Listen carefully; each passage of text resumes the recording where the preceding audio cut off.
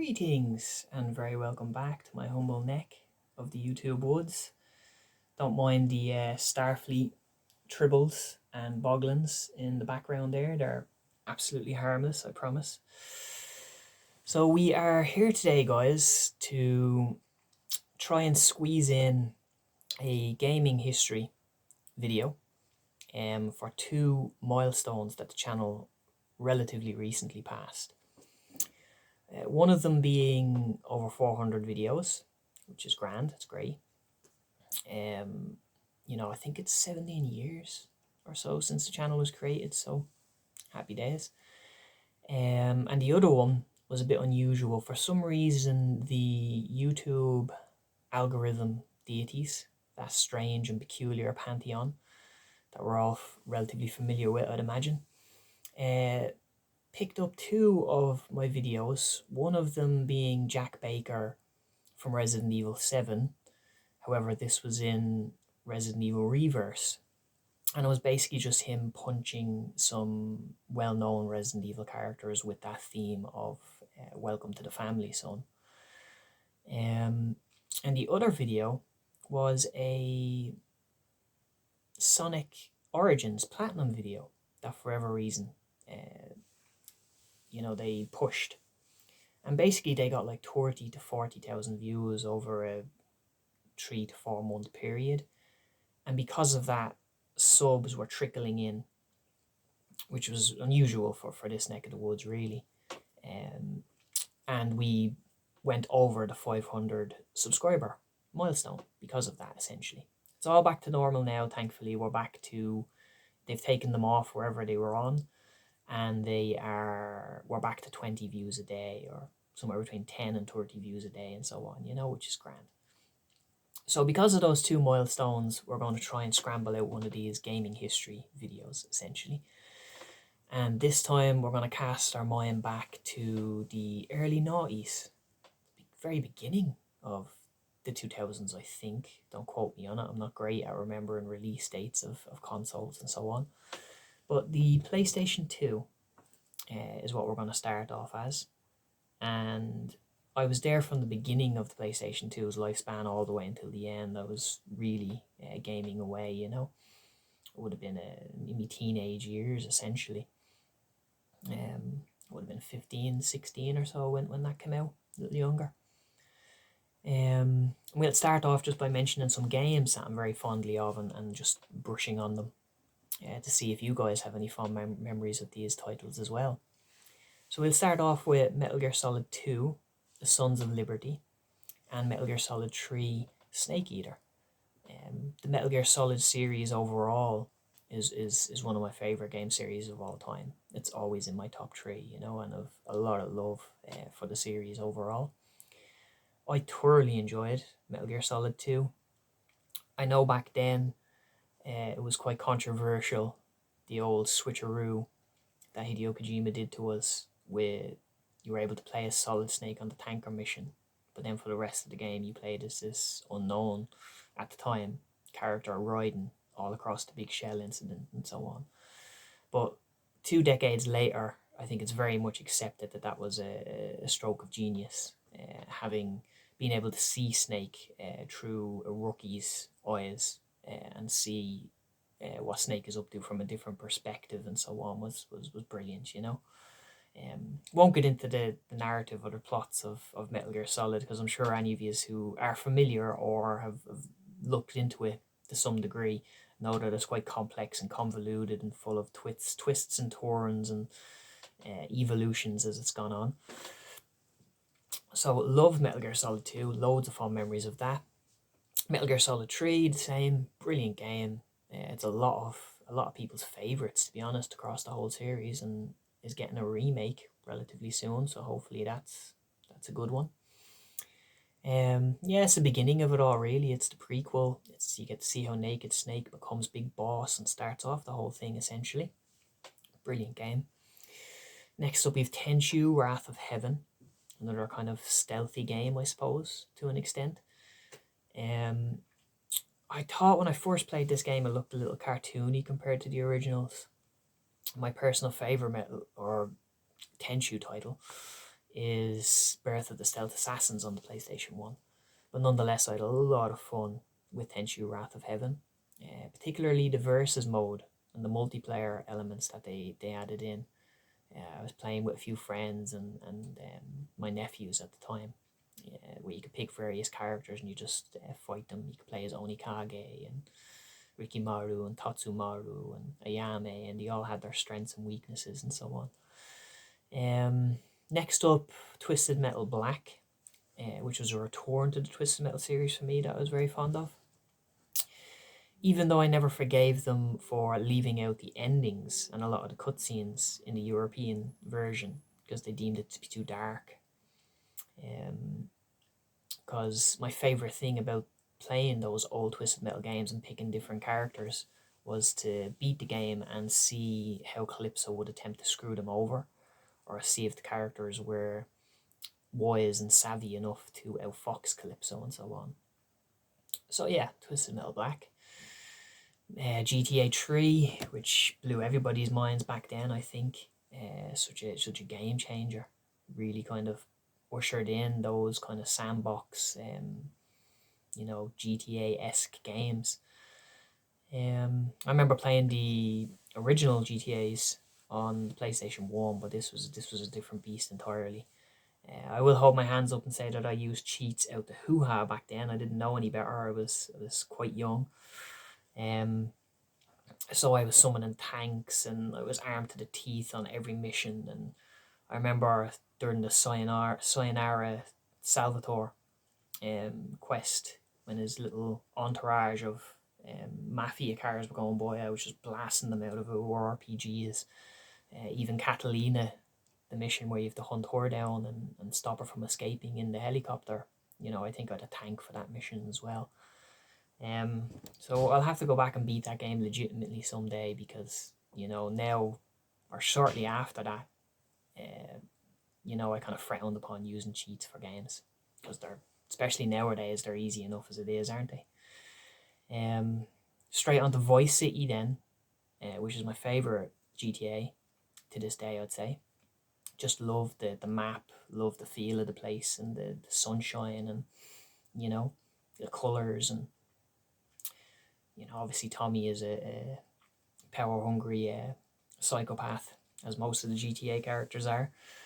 But the soundtrack was just amazing. Even after we finished with that game, we listened to that soundtrack for years while playing Yu-Gi-Oh!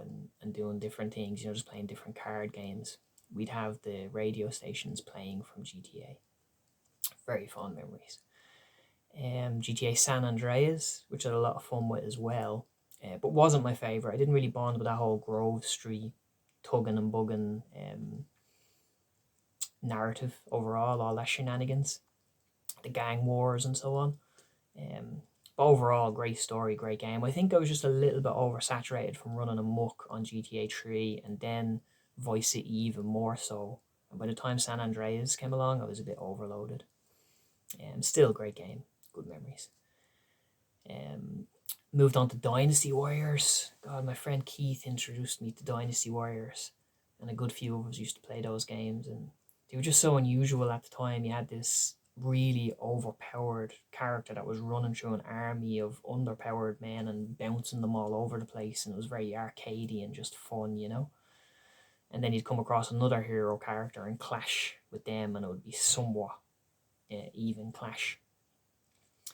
So it's based off the Romance of the Three Kingdoms in China, I believe. You had the Wu, Shu, and Wei kingdoms, dynasties.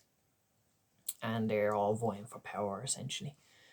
I remember having fond memories of Liu Bei and Zhang Fei and Guan Yu, these blood brothers that were all about benevolence and kindness and so on. They were my favourite kind of characters. But you had Cao Cao. We used to think Cao Cao's son was named Cao Pi, which we found hilarious at the time, of course.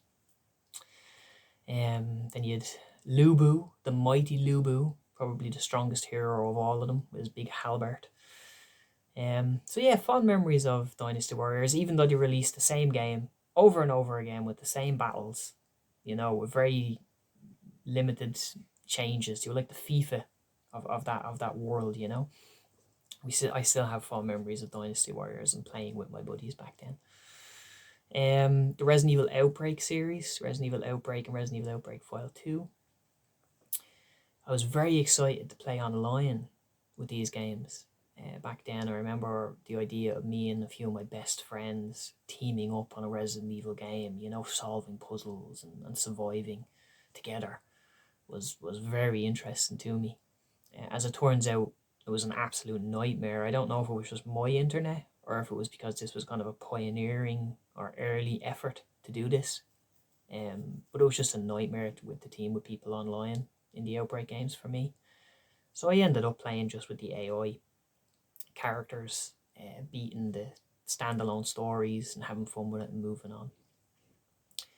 Fond of them overall though, because it's obviously set at the beginning of the T virus breaking out and also the peak of it.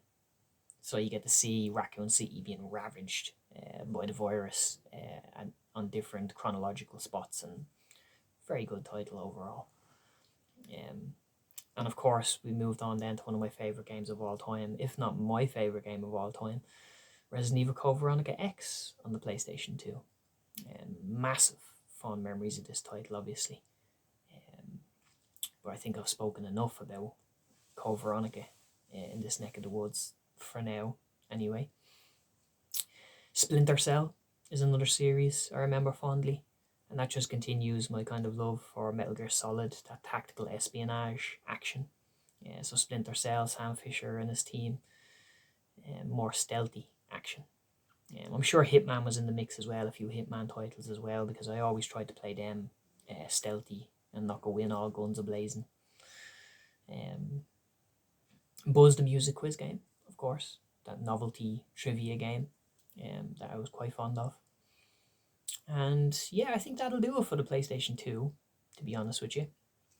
Great console. What happened back then, not too long after having my PlayStation 2, to be honest with you, Capcom made an exclusivity deal, some of you may remember, with Resident Evil, to say that they were only going to release Resident Evil 4 for the Nintendo GameCube. And so that led me to buying a Nintendo GameCube. And although I wasn't massively impressed with Resident Evil 4, I enjoyed it, it was fun, but it wasn't my favourite Resident Evil game. I did not regret getting a GameCube whatsoever. I had immense fun with the Resident Evil remake when that came out. Brilliant game, just looks gorgeous even to this day, and did everything the original did, but added to it, and what they added to it just really hit home. Just beautiful. And the Resident Evil or Zero as well, which was very much akin. They tried a few new things that didn't resonate with some people, but another brilliant game that I had a lot of fun with. I even went back, they released the original Resident Evil 1, 2 and Nemesis, I think, for the GameCube, and I played them as well. But it also rekindled a big reunion between me and Nintendo and Mario on the GameCube, because I believe the game I got with the console was Luigi's Mansion, and I had a lot of fun with that title. I went from the Spencer Mansion to Luigi's Mansion, where I was hunting ghosts and trying to find out what happened to Mario. And of course the main antagonist of that game is King Boo, and I've always had a soft spot for the Boos as enemies go in the Mushroom Kingdom. And that started me off basically playing Mario Kart Double Dash, which is the last Mario Kart game I played. Super Mario Sunshine, which was hit and miss with a lot of people, but I had a lot of fun with it. It was just a gorgeous looking game. I just liked the look of it and just felt warm and fun, you know. Paper Mario and the Thousand Year Door, brilliant game. Loads of fun with that. So many good characters involved in that for your party, you know. Lots of sports games. There was like Mario Sports, like Mario Golf, I remember playing with my buddies with that. Mario Soccer, and so on and so forth. Just a big reunion, big friendly family reunion with Mario and the gang is what I remember an awful lot with the GameCube. Topped off with the cherry on top of excellent Resident Evil titles as well. And I suppose Metal Gear Solid The Twin Snakes deserves a mention as well. That was a remake of the Shadow Moses incident, the first Metal Gear Solid on the PlayStation 1. And nowadays, it's kind of frowned upon for being too over the top. That Snake is doing it not. They really leaned heavily into Snake being genetically modified, and so he was doing backflips and ninja flips and so on. And you know, it's kind of at one stage he steps on a rocket that shot at him from behind D, or he kills Sniper Wolf in a very over the top kind of manner with a flip and a no scope kind of shot finale. But to be honest with you, the Metal Gear Solid series for me is absolutely filled with over the top, overly dramatic, epic clashes and cutscenes, and there's all sorts of madness going on in that series. Apologies, some minor technical difficulties there. But yeah, as I was saying, I feel that the Metal Gear Solid series on the whole is very melodramatic, and there's all sorts of over the top and chaotic shenanigans going on. So I felt it was a bit hard done by in the criticism that it got, Twin Snakes wise. Although I can understand it to some degree, of course. But yeah, so I think that'll do us. The PlayStation 2 and the Nintendo GameCube for this My Gaming History video to celebrate the 2 Wii channel milestones. I was there from pretty much start to finish of both these consoles' lifespans, and my main memories of these consoles are co-op memories. Teaming with buddies and having friends over and actually engaging with the games in the same room, because it was just before the online element was about to kick in, you know, from PlayStation 3 onwards. So that's my fondest memories, really, of these 2 consoles, is sitting with about 3 or 4 friends in the same room and having a laugh, or taking turns, or just battling each other in these games. So I think that's mission accomplished, guys. I shall love yous and leave yous. It's coming to the end of the year, of course, so this will probably be the last video of this type from me for some time anyway. Please make sure that you stay safe, that you look after yourselves and each other, be kind to all kinds, and slán a bhaile.